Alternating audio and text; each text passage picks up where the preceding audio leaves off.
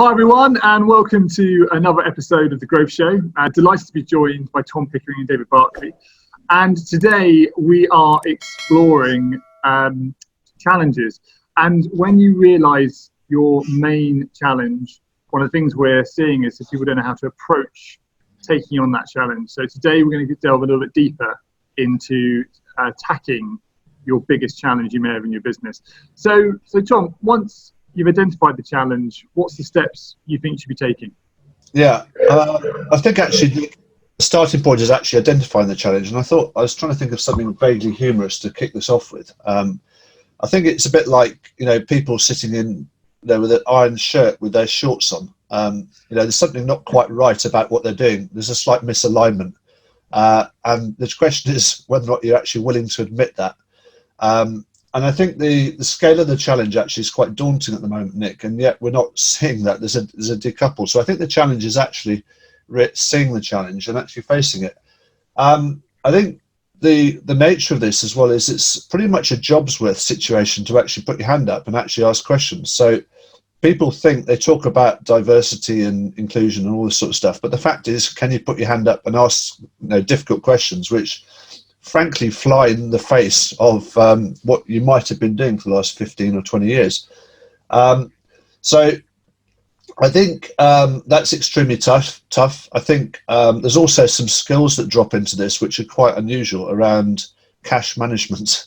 So there's a new paradigm which is around cash, creating cash, and the sort of legal situation if people are running short of cash, what should they do? So I think the challenge with this as well is it's about emotional intelligence, which is actually identifies the right problem to fix, and yet all of the education system, I think, I observe is around IQ, which is about fixing the problem. And so all education really is about that. And when you challenge the thinking, actually you get a sort of IQ type response. And actually people miss this EQ thing, which is actually sort of pointing your gun in the right direction. And even, some of the comments that you made, Nick, around being driven by fear, as you mentioned on the last call, is actually something to be aware of, because, whether or not that's true is debatable, and actually the implications of that are quite significant. And actually it's really around understanding what drives us. And I think, to quote Churchill, he said, if you're going through hell, don't stop, which I think actually we are going through some sort of form of extreme difficulty, and yet the sun's shining outside. There are plenty of things to be positive about, but also there's a real need to roll up our sleeves. And I think probably the most important thing is, the worst insult is actually not allowed to be spoken up. It's almost worse than anything else. I think it's almost unspoken as well, oddly enough. And I think the way it's worth recognizing actually the way we try and rationalize things we can't cope with. We tend to label things, we distort things, we delete things, we create stories, we say things like bounce back, or everybody's in the same situation, or all these sorts of things, and it normalizes things. And I study this, and I actually pull up senior managers when they say this, because it's a habit that we've all got, and it's something that's new. And actually it's not that I'm trying to catch people out when I say that, but it's just a question of trying to raise the awareness of this and actually rephrase that, because if a senior manager says a statement like that, it creates stasis, and stasis is the antithesis of what the wise man Churchill said. I think the other thing in relation to these situations is that people respond very badly to negative things. So whatever the plan is, there's a distinct danger that something is going to get usurped by something negative, and it's a question of actually identifying that. But I think the sort of level of stupidity is actually unbelievable at the moment. We've got a whole raft of issues which sound okay but actually aren't. We've got this issue around diversity, which is very well intentioned, but I think the reality is completely off target. I think we've got the issue around obsessions with technology, which flies in the face of a lot of profit and relationship sides of the new now and what's coming out of this. We've got this really sycophantic thing which feeds narcissism on social media that people are not talking about. And actually, who's got the courage to stand up against this? And this is the nature of the challenge, in my view. And I think it requires also people, Nick, to be interested in teams, the way teams interact, because I think I certainly carry the burden initially, in terms of trying to figure out what to do about these things. I don't like to burden other people with that, because we don't want everybody doing what Tom does or what Nick does. We all do different things. So, but having figured out what there is to do, and actually by identifying the thinking primarily, not the IQ related stuff, it's then a team challenge to actually stay on track and actually embed that in the organisation. So, and to be honest, a lot of people reflect back to me, which is interesting, that I'm really interested in teams, and I genuinely am. But a lot of people aren't. A lot of senior managers can be quite uncomfortable in team situations. So, and I think it's important that we don't make things worse. So debt is another one. A lot of focus on accumulating cash, which in fact just makes the UK economy a lot worse. I think there's something else to just add to this as well, finally, before David says something far more enlightening. I think there's this issue around hierarchy. So for actual people like myself, it's relatively easy because I'm sort of top of the hierarchy, and a lot of leaders are, but actually it's a lot worse for people at the bottom. And what I do is actually I flatten the structure and I set out the rules. So look, I don't care who you are. If there's something not right, raise it. Okay, put your hand up, speak about it. Even if you can't describe it, even if you don't know what the issue is, please speak up. And if you don't get an adequate response, then escalate it. And I always put a target, actually. If you don't get response in 24 hours, escalate. And ultimately I'll get involved, and that actually makes people feel very important. It acknowledges them for who they are, and I think the human side of this is really very important. And when you're stressed, you tend not to concentrate on these things. So that'd be my appetizer, Nick, to kick off this discussion. Perfect. And David, how do you approach identifying a challenge and taking it on? It's a really good question. I was kind of struggling to think about this yesterday, because I was thinking, well, I tend to, my brother always says, if there's an easy way or a hard way, David, you always pick the hard way to do something. So I think I've got it sort of, I don't know, I'm a bit weird like that. I think I'll just pick the harder way to do it. So I don't know, I was just struggling to think about it. And one of my wife's ex-pupils has had 2 Ironmans cancelled that he was supposed to do this last year because of Corona. So he set out to do his own round the Cotswolds yesterday, and twice he passed us sort of lunchtime, and then we went to see him. We went out for dinner in the evening, and then we saw him finish at probably about 9:30 last night. So it took him, I don't know, 13 and a half hours. And I was thinking a lot about that. Anyone who can do an Ironman is pretty impressive in my book, because it's the sheer volume of training that you've got to do. There's probably not much bigger challenges in terms of physical challenges that you can do in the world. And I think it boils down to a few things. One, it's the preparation. So are you mentally ready to do a challenge? A lot of people go, yeah, of course I am. And they attack it really hard for a short period of time. They burn all their emotional energy on it, and then they're worn out. And I think sometimes these challenges are marathons, not sprints. And it's just important to kind of just take a step back and go, hang on a minute, I've got to dig into the trenches here a little bit, and I've got to last for a few months during this, or whatever period of time it is, and you've got to really go for it, and that means you've got to go quite deep into your grit, which we talked about before. So I think the preparation side is enormous, and in terms of what Tom was saying on the emotional intelligence side, set short goals. Don't go, well, the goal is to make £10 million or hire 500 people or whatever it is. Just set little goals that you can achieve. The more you win, even internally in your own mind, it builds grit and it builds confidence. So just set little targets. Maybe, this week I need to have 5 calls with people about potential work opportunities. Do the same next week, and just get into that habit of winning regularly. And the next thing is, again, which is what Tom was saying, is keep going. Many years ago, I did a personal training course, and I was paired up with someone who did this. I think he did weapons training for special forces guys in Hereford, and we did to do the endurance testing bit of it. And I was paired with, and as soon as I said, right, get into pairs, he was like, David, I'm with you. I was like, oh, crap. So he was like, the first one was plank. I'd never really done the plank in my life, right? And he goes, right, get in the plank position. The minimum anybody should do on a plank, David, is 3 minutes. That's minimum acceptable standards. If you don't do it, I'll drag you out of the gym and I'll kick the living crap out of you.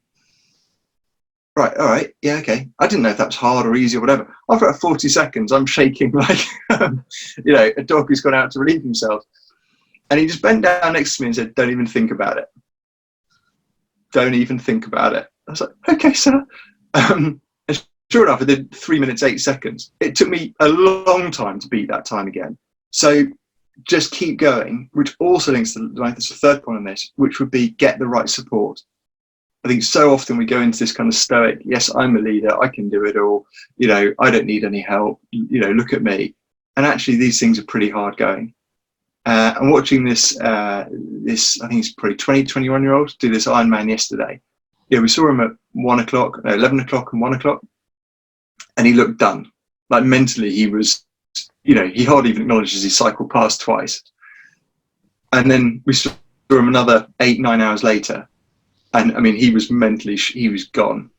But interestingly, as soon as he got over the line, he turned around and said, guys, thank you so much. The support meant so much to me. I was like, I thought you didn't even see me. Like, you just whizzed past on your bike. But actually, that support really matters. So getting the right people around you to help when you're in tough places is, I think, critical. Yeah. And Tom, coming back to your point, where we mentioned fear and my take on fear there, is the starting point before you may take any action actually reflecting on who you are and some of your personal blind spots and going to your team to work out the things that you might be missing before you even start addressing or taking any action? Yeah, 100%, Nick. So, there's something I just pick up actually on what David said from May, which is some people do enjoy doing difficult things, and you don't want those people around very long. You don't really want someone like me around. I've cycled through the desert for enjoyment, Australian desert, which is just stupid. I mean, it's just it's dangerous. It's and some people like that sort of thing, and other people just don't, and you need both. So I think. And in fact, you definitely don't want people who, have got that type of skill set. I think in terms of fear, so I relish that type of opportunity. But when you take a team, you've got all kinds of different people some of whom like small bits of a jigsaw, and you need those people to sort the detail out. And you need people who can actually manage a certain amount of complexity. And even by communicating the big picture to people, to the wrong people in the wrong way, you can scare the living daylights out of people thinking that you're doing the right thing to communicate, the big picture so they know what's going on. So you have to be very careful what you say, because you can inadvertently increase fear. I mean, I intentionally sort of chop the task up into chunks to figure out, and I ask questions as to who can do what and divvy it out to people that actually can pick this stuff up. And I think as well in organizations, who are those people who actually are normally actually massively underutilized? And the analogy I used actually was quite recently, which I think is relevant to this, is in the Second World War, well, actually First World War, June, it's interesting, June 1914, everything was relatively normal in Europe. August, all hell broke loose. By Christmas, right, some soldiers were stopped fighting over Christmas and New Year, and they played football, right? And that's an example of taking new action in very adverse circumstances. Now, who were those people? Who started that, right? And the rest of them either fought or did some sort of transactional stuff. Right, they either sort of swap prisoners, which of course is a worthwhile thing to do. But there's something extraordinary about people in organisations who actually really relish those types of situations, and you need to find them.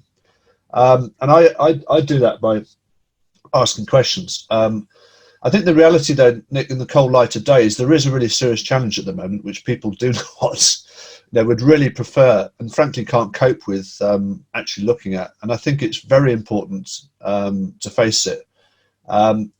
But I think there's a distinct danger even in discussing, the window, which is basically between now and October. You're actually going to increase people's fear, okay?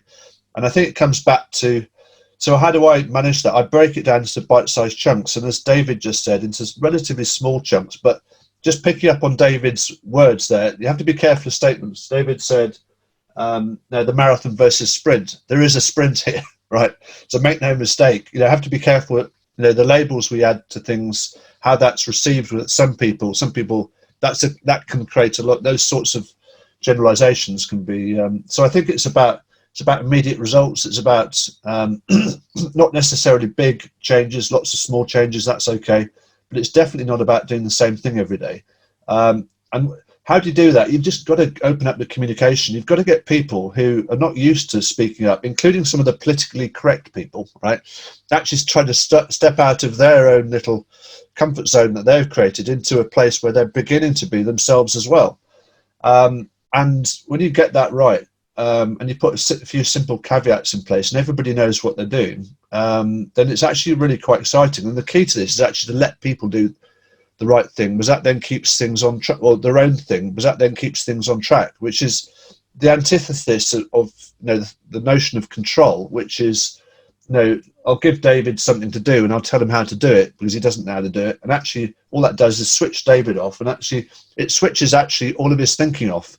And David will come back to me 2 minutes later and say, look, Tom, I'm stuck. And I think, okay. And you get caught in that loop, and that's what organizations are like.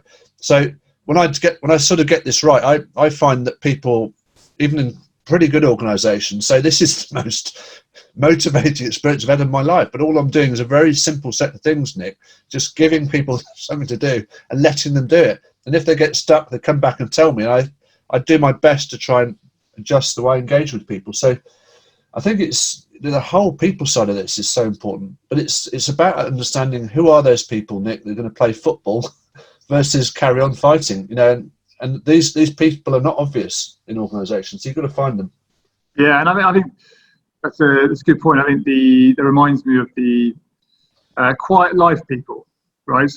The ones who have worked out all the internal politics of an organisation, managed to navigate it, and seem to avoid any source of drama. They're some of the smartest people you have in your business because they figured it all out, right? They just can't be asked to get dragged into anything they want to. And I think they're the people you've got to seek out right now and just say, what is really your take on this? What is the actual view? Yeah. You've obviously got a good mindset because you stay out of all the trouble. So what are the things you've got to? I think it really is a person by person game, depending on the size of the organisation, but it's a person by person game and just a massive feedback loop at the moment. 100%. Completely agree, Nick. It's well said, yeah. David, anything to add on that? I just think sometimes, when you're going through a big challenge, and particularly, as a business owner, perhaps, speaking more specifically to business owners, the temptation is during a time like this where you just go, I haven't had much sleep for the last few weeks. I've been stressing about my business. I've been stressing about wages and rent and my salary and paying my mortgage and all kinds of things. The temptation is just to go, you know what, it just isn't worth it. I'm going to quit and just get a job. Wouldn't that be great? To go into an office, do your work, go home. That's it. That's my life. One thing I just know about human nature is that we mentally quit way before we've actually given up. Well, our body can actually take on a heck of a lot more than, and Tom was nodding away, I think he's probably seen that on the bike and everything else.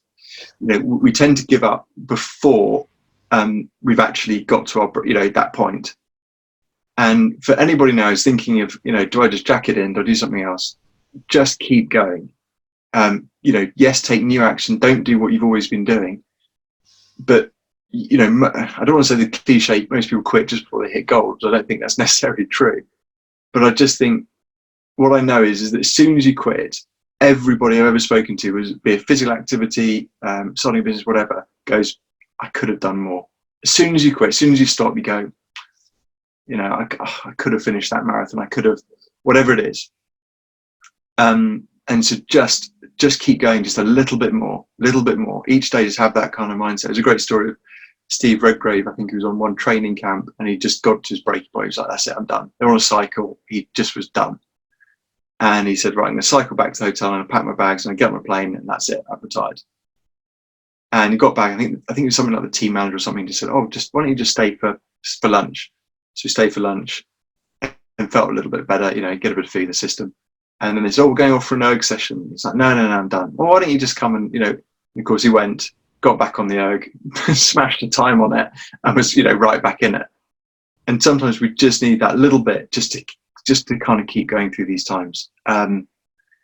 So yeah, that's what I'd say. Just push on. I think that's good. And I think 1 week we should explore goal setting, actually. So one of the things I've seen, and you see this with sports individuals a lot, is the sort of 80% rule. When you're 80% to achieving your goal, that is where most people take their foot off the gas, right? And in these times, there are people who need very clear goal setting to help push them on to achieve those targets. And there is a tendency we could all take quite defensive positions about, it's very much about protecting the business and stabilizing it. But actually, to do that, you've got to attack, and you've got to make sure that you've got the people who really enjoy that goal setting, going to achieve those goals, have clear direction on how to go and actually get after it. So I think that'd be really good, because I think the psychology around, I've worked with people who have got to 90% of their budget and they're just taking their foot off the gas, even though achieving over 100% would double their bonuses and everything like that. It's just so fascinating. So I think that'd be a good topic for the future. But guys, again, I love these. Thanks so much for your time today. Great conversation. Thanks to everyone at home who's writing in, keep giving us sort of really tough questions and subject matters to try and dig around. It's fun exploring it. We never know where we're going to go with these. So thank you to you. Thanks for your likes, subscribes. We'll put a link to the fear episode also that Tom referred to, because that's great. And there's you definitely want to try and combine that into your thinking, understand your own personal drivers before making some of these big critical decisions in your business. Otherwise, thanks to everyone, and we will see you all very soon. All the best. Bye.